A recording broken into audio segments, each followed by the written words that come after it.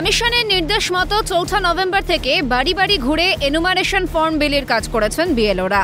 লাগাতার অক্লান্ত পরিশ্রমের জেরে হাসপাতালে পর্যন্ত ভর্তি হতে হয়েছে তাদের। শুধু তাই নয়, এসআইআর প্রক্রিয়ার দ্বিতীয় পর্ব শুরু হওয়ার পর বিএলওদের কাজের চাপ আরও বেড়েছে। এমন পরিস্থিতিতে বিএলওদের পাশে শিক্ষানুরাগী ঐক্যমঞ্চ। বেশ কিছু দাবি নিয়ে কমিশনের অফিসের সামনে হাজির শিক্ষানুরাগী ঐক্যমঞ্চের সদস্যরা। অথচ প্রাইমারি স্কুলগুলোতে দেখবেন নেই, শিক্ষক নেই। শিক্ষা কি এই সময়টা নভেম্বর ডিসেম্বর পরীক্ষার সময়, খাতা দেখার সময় তারা কিভাবে এই কাজগুলো করবে?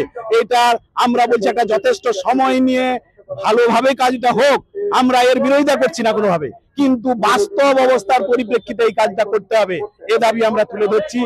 বিভিন্নভাবে যে চাপ সৃষ্টি, তার বিরুদ্ধে বিএলওদের পক্ষ থেকে আমাদের এই বিক্ষোভ। দাবিতে তারা উল্লেখ করেছেন, বিএলও ডিউটি চলাকালীন তাদের অসুস্থতা এবং মৃত্যুর দায় সম্পূর্ণভাবে নির্বাচন কমিশনকে নিতে হবে। অনিচ্ছুক এবং শারীরিকভাবে অসুস্থ কর্মীদের ওপর জোর করে বিএলও ডিউটি চাপিয়ে দেওয়া যাবে না। বিএলওদের কাজের জন্য নির্বাচন কমিশনকে স্থায়ী প্রশিক্ষণপ্রাপ্ত কর্মী নিয়োগ করতে হবে। ডেটা এন্ট্রির কাজ বিএলওদের দিয়ে করানো যাবে না। এই কয়েকটি দাবি নিয়ে নির্বাচন কমিশনের অফিসের সামনে হাজির শিক্ষা অনুরাগী ঐক্যমঞ্চ।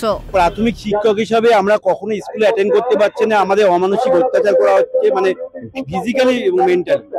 মানে আমরা 24 ঘন্টা এনগেজ থাকছি, আর আমাদের অন ডিউটি নেই। মানে আমাদের স্কুলে করতে হচ্ছে, প্যারালে এটাও করতে হচ্ছে। এই জন্য আমরা বিভিন্ন সমস্যার সম্মুখীন হচ্ছি।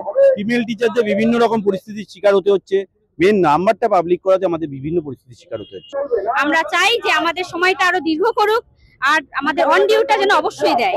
অন ডিউটি না দিলে আমরা একই সময়ের মধ্যে স্কুল করা, আবার এদিকে বিএলওর কাজ করা আমরা একই সময়ের মধ্যে পেরে উঠছি না।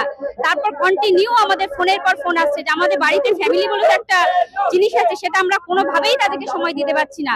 এমনকি মেয়েদের, ছোট ছোট মেয়েদের এখন পরীক্ষা হচ্ছে, তারা কান্নাকাটি করছে, মা সারা বছর দেখলে একটু দেখো। আমরা মানে এতটা চাপের মধ্যে আছি যে তাদেরকে কোনো রকম ভাবেই আমরা হেল্প। বিএলওদের ডিউটি করানো যাবে না, এই দাবি নিয়ে প্রতিবাদে মুখর হয়েছেন বিএলওরা, এবং তারা ডেপুটেশনও জমা দিয়েছেন রাজ্যের মুখ্য নির্বাচনী আধিকারিকের কাছে। ক্যামেরায় সঞ্জীব চক্রবর্তীর সাথে অভিরূপা হাজরা, ক্যালকাটা নিউজ।